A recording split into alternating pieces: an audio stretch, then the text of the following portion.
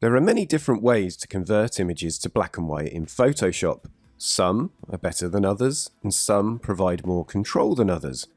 This technique that we're going to look at here is one of the most hands-off approaches you can take, but the results are actually really impressive. You get a really nice, punchy black and white conversion, and it literally takes about 30 seconds.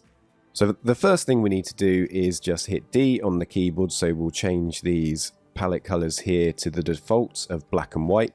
If white is in the foreground, just hit X on the keyboard and you can toggle between the two. So black needs to be on the left and white needs to be on the right. And then all that we need to do is go down to the adjustment layer icon, which is the half white, half black circle at the bottom of the layers panel, and select gradient map from the list of options. And then all we need to do is close down that dialog, and there you'll see we immediately have a fantastic punchy black and white conversion.